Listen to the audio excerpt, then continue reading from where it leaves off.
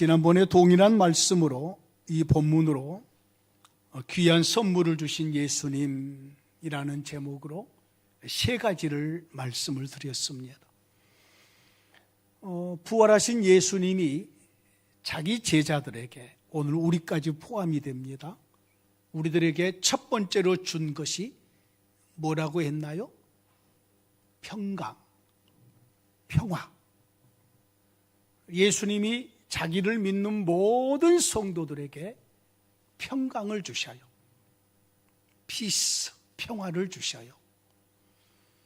여러분, 이 평화는 우리의 죄 문제가 처리되는 그러한 결과이기도 하지만 이 평화는 관계성에서 주어지는 단어예요.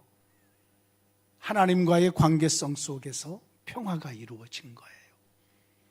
그래서 이런 하나님과의 관계성 속에서 평화가 이루어지는 우리의 삶은 사람과의 관계성 속에서도 평화가 이루어져야 되고, 그리고 모든 자연 만물과의 관계성 속에서도 평화롭게 우리의 삶을 사셔야 돼요.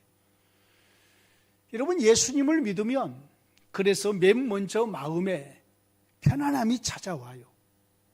그냥 좋아요.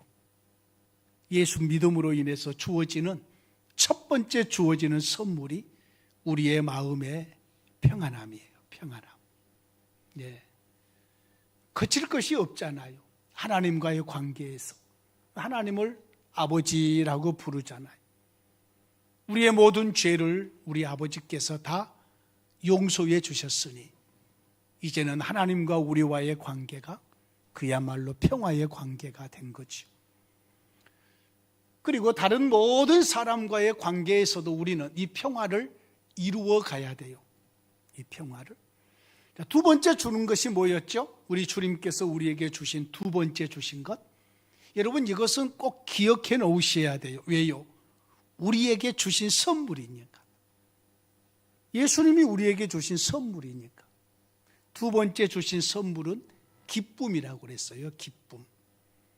그래서 예수 믿는 모든 성도들의 마음속에 기쁨이 있어요. 기쁨이.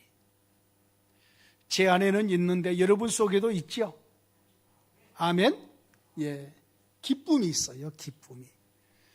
돈이 없어도 기쁘고, 병이 들어도 기쁘고, 내가 원하는 일이 안 돼도 기쁘고, 기쁨이 있는 거예요. 기쁨이. 여러분, 이 기쁨이 우리 얼굴로도 나타나고 눈빛으로도 나타나고 나의 삶으로도 나타나고, 이 기쁨은 감사로 연결이 돼요. 감사로. 예. 그래서 예수 믿는 저와 여러분들의 마음속에는 기쁨이 가득해요. 우리 하나님께서 항상 기뻐하라고 말씀해 놓으시고 기쁨을 주시면서 항상 기뻐하라고 하시지, 아무것도 안 주시면서 항상 기뻐하라고 하시는 분은 아니셔요. 우리 주님은 우리에게 기쁨을 주시고 이 기쁨으로 저와 여러분들의 삶이 항상 기쁨으로 가득하고, 여기서 감사와 여기서 행복과 여기서 저와 여러분들의 만족함이 주어져요. 만족함이. 제가 어제 새벽 예배 때에 그 말씀을 드렸네요. 예. 여러분, 신약 시대는 하나님 앞에 질문이 없는 시대라고 말씀을 드렸어요. 지나가면서 말씀을 해서 여러분이 금방 놓쳤을 수 있어요. 오늘 여러분이 기억해 놓으셔야 돼요. 신약 시대는 하나님께 질문할 것이 없어요. 다 줘버리셨고 우리가 다 받아버렸거든요. 왜 안 주세요? 이런 질문할 것이 없어요. 이 말이 깨달아지려면은, 저도 이 말을 처음에 교수님에게 듣고 나서 이해를 못했어요. 나 하나님께 질문할 것이 많은데 왜 하나님께 질문이 없다고 그럴까? 그런데 복음을 깨닫고 깨달아가면서 무릎을 탁 쳤어요. 그래, 그렇구나. 아들까지 아낌없이 줘버리셨고 자신의 영을 우리 가운데 부어줘 버리셨고 하늘을 열어놔 버리셨고 비밀이 없잖아요, 우리에게는. 여러분, 우리 하나님께서 우리 주 예수 그리스도 독생자 아들을 통해서 모든 것을 우리에게 열어놔 버리셨어요. 죽음 이후의 천국까지. 이런 구약 백성들은 천국을 몰라요. 아직 하늘이 안 열렸기 때문에. 하늘에서 오신 분이 아직 오시지 않았던 때이기 때문에. 그래서 구약에는 여러분이 성경 읽어보십시오. 구약에 왕들이 죽은 다음에 천국 갔다고 기록을 해요? 조상의 묘실에 들어갔다고 말을 해요? 조상의 묘실에 들어갔다고 말을 해요. 그래서 구약 백성들은 질문할 수 있어요. 조상의 묘실 들어간 다음에는 어떻게 돼요? 하나님께 질문할 것이 있어요. 왜 다윗에게만 성령님을 보내주시고 왜 우리에게는 안 보내주셔요? 질문할 수 있는 거예요. 우리가 기다리는 메시아는 언제 와요? 질문할 수 있어요. 구약에는 하나님 앞에 질문할 것이 많아요. 그런데 신약 백성 된 저와 여러분들은 하나님께 질문할 것이 하나도 없어요. 목사님, 내 딸 언제 결혼해요? 이런 질문을 지금 얘기하는 게 아니에요. 예. 저 앞으로 어떻게 돼요? 내가 하는 사업은 어떻게 돼요? 여러분, 그런 것은 질문이 아니에요. 그런 것은 하나님께서 주신 대로 받는 거예요. 예. 하나님과의 관계성 속에서 우리 하나님께서 예수 그리스도를 통해서 우리에게 전부 줘버리셨으므로 우리는 다 받는 입장에서 기쁨이 우리 안에 가득한 거예요. 구약에는 차별이 있어요. 차등이. 대제사장이 하나님께 가장 가까이 있고 그 다음에 제사장, 그 다음에 레위인들, 이렇게 차근차근 하나님께 가까이 가는 것도 차등이 있었어요. 차등이. 신약에 와서는 차등이 없어요. 목사님은 하나님께 좀 더 가까이 있는 게 아니에요? 아니에요. 그렇지 않아요. 예? 모두가 다 하나님 앞에 동일해요. 목사 안에 임한 성령 하나님이나 여러분 안에 임한 성령 하나님이나 똑같아요. 그러므로 신약에는 우리가 하나님께 전부 받아버렸으므로 우리 안에 기쁨이 가득하고 하나님께 질문할 것이 있다 없다? 없다. 이 말을 깨닫게 되면 정말로 하나님께 더 크게 감사할 거예요. 우리 안에 기쁨이 가득하게 하셨어요. 자, 세 번째로 뭘 주셨다고 했나요? 세 번째로 사명을 줬다고 해서 사명, 일을 줬다는 말이요. 일. 이건 다 평강을 주신 것 19절 그리고 21절 그리고 기쁨을 주시는 것 20절. 예, 주를 보고 기뻐하더라. 기쁨을 주셨다고 그랬죠. 21절에 아버지께서 나를 보내신 것 같이 나도 너희를 보내노라 그랬다고 그랬죠. 사명이에요. 일을 주신 거. 여러분, 사명은 일이에요. 일. 여러분, 일이 복이에요, 복이 아니에요? 복이에요, 복. 여러분, 일이 즐거우신가요? 괴로우신가요? 예. 철이 없는 아이들은 일하기를 싫어해요. 철이 없는 아이들은. 근데 철이 들면 일이 재밌어요. 목사의 일 중에 가장 첫 번째 중요한 일이 말씀을 전하는 일이에요. 말씀을. 여러분이 생각할 때에 목사가 이 강단에서 말씀을 전하는 것이 즐거운 일이겠소? 괴로운 일이겠소? 예? 즐거운 일이에요. 진짜 즐거운 일이에요. 설교 준비하는 과정은 힘들겠어? 재밌겠어? 이제 좀 질문이 영 이상하게 좀 진행이 되는 것 같아요. 재밌어요? 재밌어요. 괴롭지 않아요. 말씀 속에서 주님을 만나는데, 말씀이 깨달아지는데, 말씀에서 은혜가 주어지는데, 안 괴로워요? 안 괴로워요. 예? 목사가 말씀을 준비하는 이 시간이 괴롭다면은 목사 그만둬야 돼요. 괴롭지 않아요. 말씀이 좋아요. 가장 내 삶에 즐거운 것이 성경 펼쳐놓고 말씀 읽고 말씀 연구하는 일이에요. 제가 우리 교회당 부지에 거기에 컨테이너 박스 제 사무실로 이렇게 쓰고 있는데, 제가 거기서 시간만 되면은 성경 펴서 읽어요. 말씀 속에서 주님을 만나요. 성경 읽다가 기도하다가, 성경 읽다가 또한 찬양하다가, 성경 읽다가 또 우리 장로님과 또 다른 성도들과 교제하다가,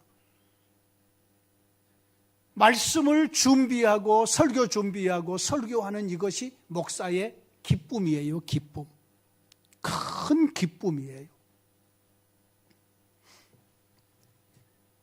요즘에는 양말이 잘 안 떨어지잖아요. 그죠?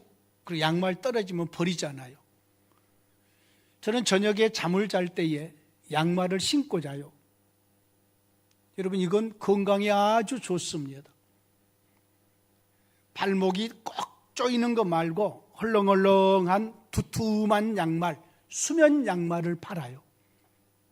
수면 양말을 딱 신고 저녁에 잠을 자면은 깊은 잠을 잘 수가 있어요. 나이 많으신 분들, 일본 분들이 오셔가지고 다다미빵을 해놨잖아요. 다다미빵. 여러분, 다다미빵이 온돌이 없어요. 온돌이. 어디만 따뜻하게 해놓느냐? 발 있는 부분만 따뜻하게 해놔둬요. 발. 저희 아버지가 그러셨어요. 제 어렸을 때에, 애야, 강아지는 입이 따뜻해야 잠을 자고. 그래서 여러분, 강아지가 잠잘 때 보세요. 입을 여기다가 딱 집어넣어 놓고 잠을 자요. 강아지는 주둥이가 따뜻해야 잠을 자고, 사람은 발이 따뜻해야 깊은 잠을 잔단다. 저희 아버지가 그러셨거든요. 그래서 저는 아주 두툼한 수면 양말을 신고 잠을 자는데, 테니스 양말이 이제 조금 좀 흐느러져서 신고 자는데, 오늘 아침에 일어나 봤더니 양말 발뒤꿈치가 이렇게 구멍이 났어요. 구멍이. 여러분, 제가 왜 얘기를 하냐면은 저희 어머니 얘기하려고 해요. 구멍이 났는데 엄마 생각이 나더라고요. 옛날에 어머니가 우리의 양말이 그렇게 구멍이 나면은 이것을 꼬매 주시는데, 어떻게 꼬매 주시냐면은 두 가지를 이용을 했어요. 첫 번째는 계란을 거기다가 넣어서 바느질을 하더라고요. 계란을 그 안에다가 넣어서 바느질을 해요. 그러다가 어쩔 때 한번 깨버린 적이 있었어요. 그 다음부터는 계란을 안 넣고 전구따마를 빼가지고 그 속에 넣고 나서 꼬매더라니까요. 옛날에 등잔불에서 바느질을 하고 낮에는 가서 일하고 그런 어머니에게 엄마는 일이 좋아? 라고 물어봤어요. 그랬더니 세상에 일보다 재밌는 것이 어디에 있다냐. 어린 저로서는 이해를 못했죠. 여러분, 일이 그렇게 축복이고 우리에게 즐거움을 주는 것인 줄로 믿습니다. 여러분, 일은 찾으셔야 돼요. 특별히 우리 주님이 우리에게 주신 사명은 전도하는 일이에요. 우리 주님께서 보내신 거지요. 내가 너희들을 보낸다. 이것이 사도예요. 아포스톨로스. 내가 사명을 줘서 너희에게 보낸다. 예? 그래서 그 사도들이 우리 주님께로부터 사명을 받아가지고, 보낼 때 우리 주님은 그냥 보내지 않으셔요. 여러 가지 은혜와 선물과 권능을 줘서, 특별히 복음의 말씀을 줘서 보낸다고 그랬어요. 자, 지난 시간에 이 세 가지를 말씀을 드렸어요. 오늘 또 남은 세 가지 말씀을 드릴 거예요. 자, 네 번째로 우리 부활하신 주님이 주신 것이 있어요. 자, 22절 말씀 눈여겨보시기를 원합니다. 우리 같이 읽습니다. 22절 시작. 이 말씀을 하시고 그들을 향하여 숨을 내쉬며 이르시되 성령을 받으라. 자, 부활하신 우리 주님이 우리에게 주시는 가장 큰 선물, 성령 하나님을 우리에게 보내주셔요. 여러분, 이것은 우리가 받을 수 있는 최고의 선물이에요. 최상의 선물이기도 해요. 성령님은 누구세요? 하나님의 영이시잖아요. 우리 주님께서 보내주신 성령님이셔요. 여러분, 성령 하나님을 우리의 마음 가운데 모신 것, 이것을 가리켜서 구원이라고 하는 거예요.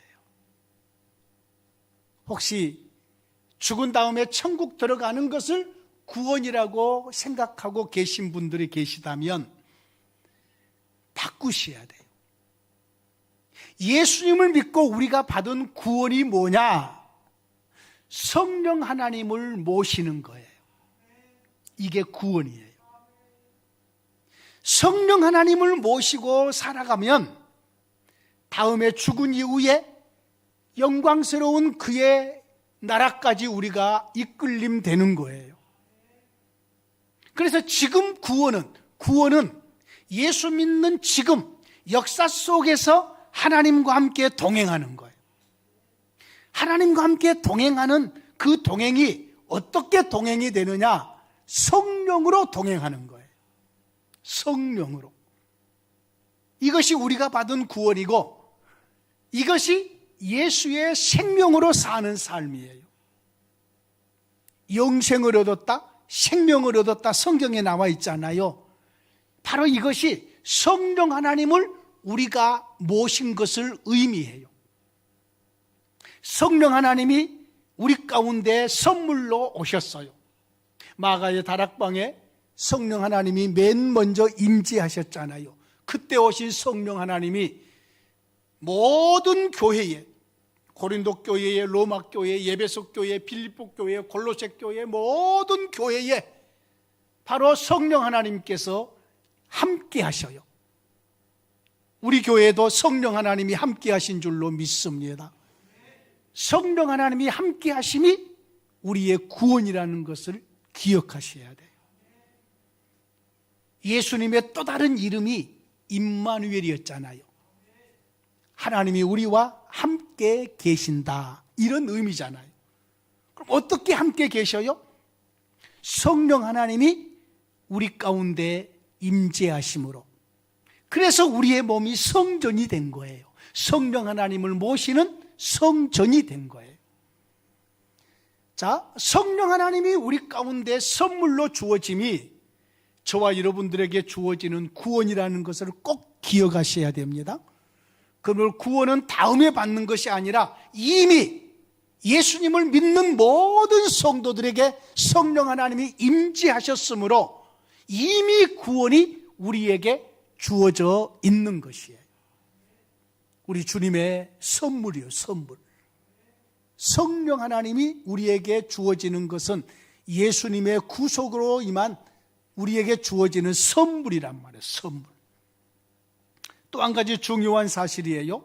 성령 하나님이 우리 가운데 임재하심으로 인해서 드디어 예수님의 통치가 우리의 심령에까지 미쳐요.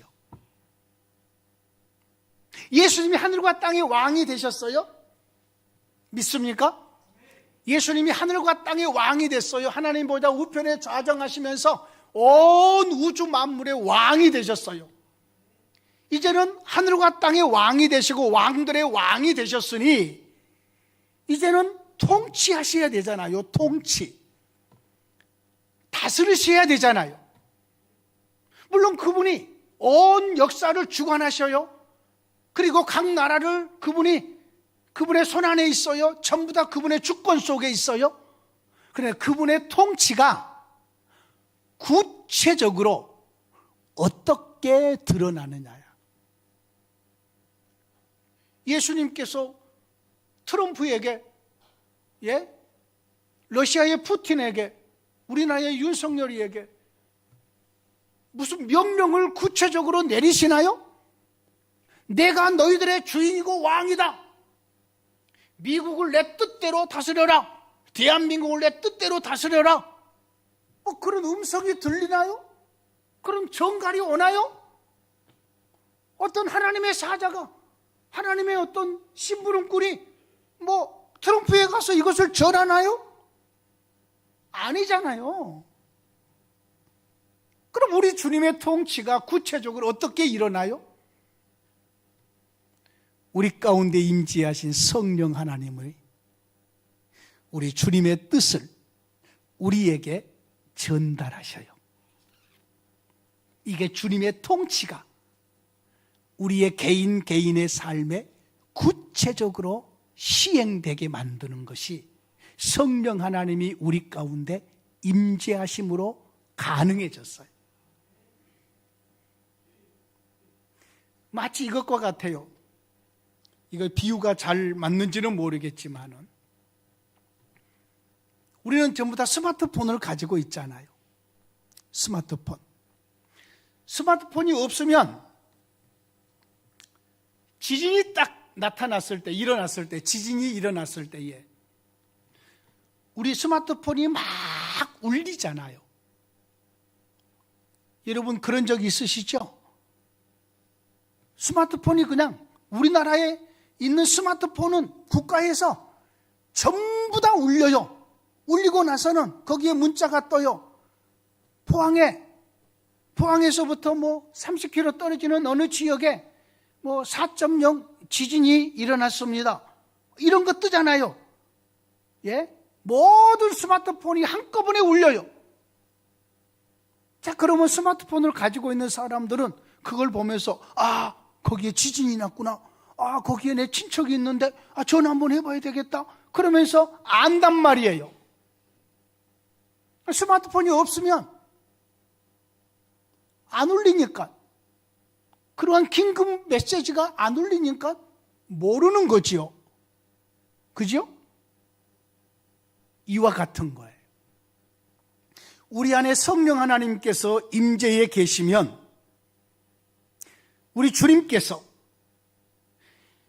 이 성령 하나님과 함께 하시거든요. 성부, 성자, 성령 하나님은 분리되지 않으신 분이시잖아요. 함께 하시면서 우리 주님이 원하는 뜻을, 아버지의 뜻을, 이 성령 하나님은 아버지의 영이기도 하시고 아들의 영이기도 하시니까 성령 하나님이 우리 안에 구체적으로 적용하시고 시행하셔요. 그래서 우리 주님의 통치가 이루어지는 거예요. 놀랍잖아요. 그래서 우리는 우리 주님의 통치를 받고 사는 거예요.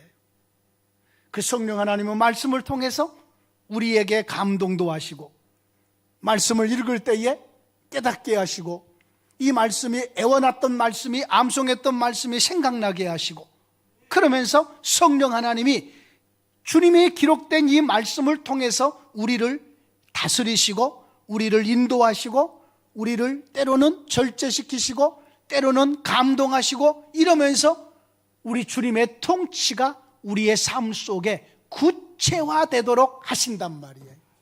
성령 하나님께서 임재하심으로. 그래서 성령 하나님은 우리 안에 우리를 온전히 이끌고 주관하신 하나님의 영이셔요. 그래서 우리가 기도하지 않으면 성령 하나님 우리 안에서 탄식하시고, 우리가 나쁜 짓을 행하면은 성령 하나님이 우리 안에서 슬퍼하셔요. 또한 우리가 하나님의 말씀대로 순종하면 우리 안에서 성령 하나님이 얼마나 기뻐하시면서 우리를 격려하시는지 몰라요. 이처럼 성령 하나님은 인격적인 하나님이시기 때문에 지식도 가지고 계시고, 감정도 가지고 계시고, 의지도 가지고 계셔요. 그 성령 하나님이 우리와 함께 하심, 이것이 우리의 구원이고 주님의 통치가 구체적으로 우리의 삶 속에 일어나게 행하신다. 그래서 성령 하나님이 우리 가운데 계심이 저와 여러분들은 얼마나 큰 복이 되는지 몰라요. 자, 지금 내가 4번까지 얘기했죠. 첫 번째는 뭘 주셨다고요? 평강을 줬어요. 평화. 두 번째는요, 기쁨을 주시고, 세 번째는요, 사명을 주시고, 네 번째는 뭘 주셨다고요? 성령 하나님을 우리 가운데 주셨다. 이것은 예수 믿는 모든 성도들이 다 받는 거예요. 다 받는 거예요. 자, 5번째로 주신 것이 있어요. 23절 말씀, 너희가 누구의 죄든지 사하면 사해질 것이요 누구의 죄든지 그대로 두면 그대로 있으리라 하시니라. 이것이 무슨 의미냐면은 5번째로 하늘의 권능을 우리에게 주셨어요. 하늘의 권능. 여러분, 하늘의 권능은 하나님의 권능이라는 말이기도 해요. 하나님의 권능이 어떤 권능이냐면은 죄를 사하는 권능이에요. 하나님만이 하실 수 있는 일이에요. 사람이 누구 죄를 어떻게 사해 줄 수 있어요? 우리도 같은 죄인들인데. 여러분, 이 말씀을 천주교회는 잘못 오해를 했어요. 그래서 신부가 고해 성사를 받아요. 얼굴 가리고 어떤 성도가 딱 와서 제가 어제 이러이러한 죄를 졌어요. 그러면 신부가 그 죄를 회개하십니까? 예, 회개합니다. 그러면 당신의 죄가 사해졌습니다. 이런 역할들을 해요. 여러분, 죄를 사하는 권세는 주님밖에 없어요. 그러므로 그것은 성경에 위배되는 내용이에요. 여기서 너희가 누구의 죄든지 사하면 사해질 것이고 누구의 죄든지 그대로 두면 그대로 있으리라 라는 이 말의 의미가 뭐냐면, 어떤 사람이 죄 속에 빠져 있어요. 그러면 우리가 그 사람에게 찾아가서 그 죄를 용서받을 수 있는 복음의 길을 전해줘요. 당신이 예수 그리스도를 믿으면 당신의 그 모든 죄가 우리 주 예수 그리스도 안에서 사해질 것입니다. 우리 주님께서 사해 주실 것입니다. 우리가 무슨 권세로 뭘 우리가 어떻게 다른 사람의 죄를 용서하고 용서 안 하고 이러겠어요? 그래서 우리가 복음을 전해서 그가 이 복음을 받아들이고 주께로 돌아오면은 그의 죄가 사해지고 하늘 문이 열리는 거예요. 그에게. 그리고 하늘의 영광이 주어지는 거지요. 근데 그가 어떤 사람이 있는데 잘못된 길로 가고 있는데 우리가 그 사람에게 아무 얘기도 안 해줘 버려요. 그냥 내버려둬 버려요. 그러면 그 사람의 죄는 그대로 머물러 있는 거지요. 저와 여러분들에게 엄청난 권세를 주신 거예요. 의사와 환자로 비유를 해보면은, 의사가 어떤 환자가 있는데 저 환자를 이 의사가 치유할 수가 있단 말이에요. 뭐 상처를 째고 그리고 수술하고 꼬매주고 할 수 있는 것이 의사에게 있잖아요. 낫게 하는 것은 하나님이지만 그 일을 할 수 있잖아요. 그런데 의사가 내가 당신의 이 일을 내가 이렇게 수술을 하면은 당신이 건강해지고 좋아질 겁니다. 그래서 수술을 하면은 그 사람이 건강이 회복이 되는 거죠. 근데 의사가 자기가 할 수 있음에도 불구하고 내버려둬 버리는 거죠. 그냥 내버려둬 버리는 거죠. 그럼 그 사람은 그 질병으로 말미암아서 수술받지 못하고 고통스럽게 그냥 살다가 죽을 거 아니겠어요? 그런 개념의 말씀이에요. 여러분, 이 세상에 우리의 복음을 기다리고 있는 사람들이 얼마나 많은지 몰라요. 우리 주위에 많습니다. 외국에는 더 말할 것도 없고 그래서 선교사들이 많이 나가잖아요. 많은 선교사들이 나가서 바로 그들을, 죄악에 머물러 있는 그들을, 죄 속에 빠져 있는 그들을 복음을 전해서 그들이 주님께로 인도함 받아서 우리 주님께로부터 죄사함을 받게 하는 이러한 권능이 이 복음을 전하는 자들에게 있단 말이에요. 뿐만 아니라 이 말씀은 저와 여러분들이 계속해서 다른 사람의 죄를 용서하며 살아가야 될 삶임을 우리에게 알려주시기도 해요. 자, 마지막으로 우리 주님이 주신 것이 하나가 더 있어요. 그게 뭐냐면은 이 모든 것들을 우리 주님께서 말씀이라는 것 속에 담아가지고 우리에게 주셔요. 너희에게 평강이 있을지어다. 그리고 항상 기뻐하라. 그리고 내가 너희를 보낸다. 성령을 받으라. 너희에게 이런 권능을 준다. 이런 모든 것들을 전부 무엇 속에 담아서 줘요? 말씀 속에 담아서 주는 거예요.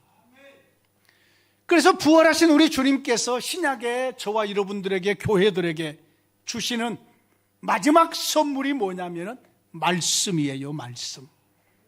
이 외에도 이 말씀은 엄청나게 많은 윤리, 도덕, 그리고 복을 받는 여러 가지 방법들, 그리고 하나님의 나라의 사명에, 그리고 약속되어지는 것들이 말씀 속에 가득 들어있어요.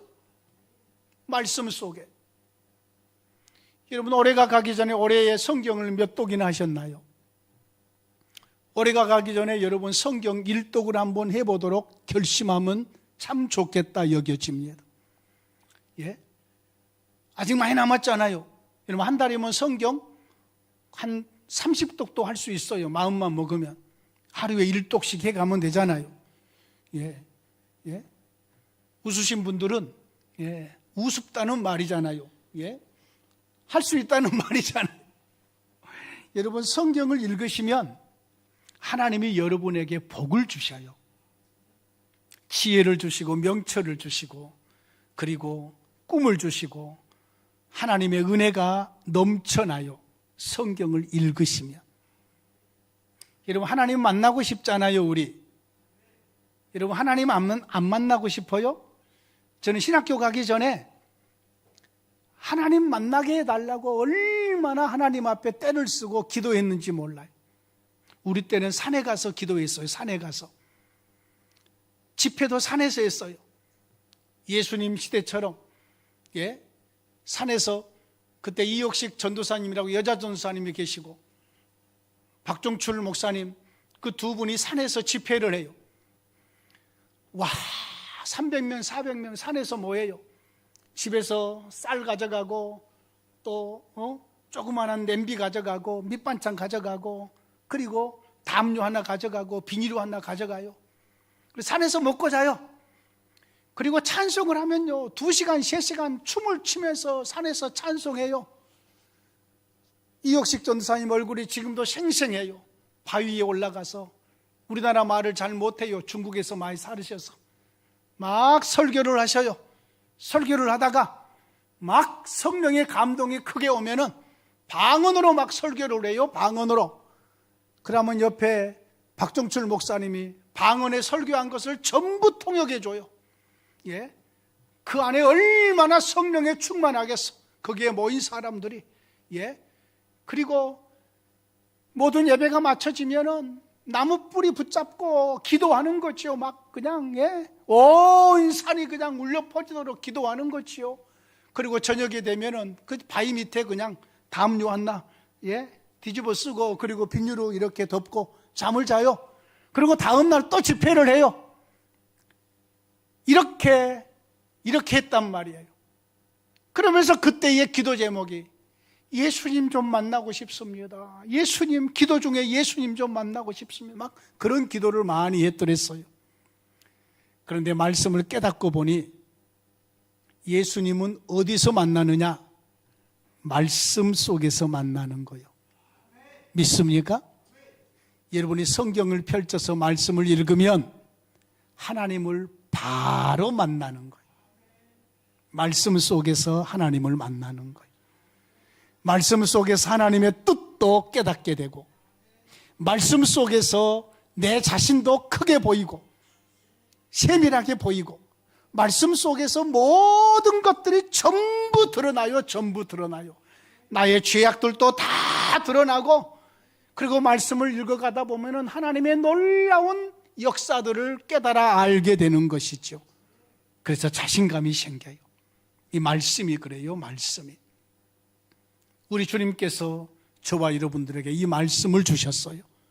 그러므로 이 말씀을 우리는 굳게 붙잡고, 또 이 말씀을 열심히 읽으시고, 이 말씀을 애우시고, 이 말씀을 사모하시고, 이 말씀대로 순종하여 사시고, 그러면 하나님께서 반드시 복을 주시겠다고 약속을 하셨어요.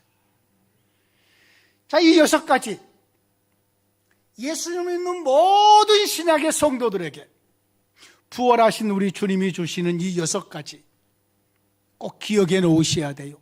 첫 번째가 뭐예요? 평화, 평강을 우리에게 주셨어요. 두 번째는요, 기쁨을 주셨어요. 세 번째로는 사명을 주셨어요. 네 번째는 성령 하나님을 우리에게 주셨어요. 다섯 번째는 하늘의 권능을 우리에게 주시고, 마지막 6번째는 말씀을 우리에게 주셨다. 이것은 신목사에게도 있고 우리 성도된 여러분에게도 다 주어지는 거예요. 다 있어요, 다 있어요. 예? 이것을 더 깊이 깨달고 말씀을 좀 더 깊이 알면은 이 말씀이 우리 안에 더 많이 쌓이게 되는 거지요. 내 지식의 창고에 더 많이 채워지는 거지요.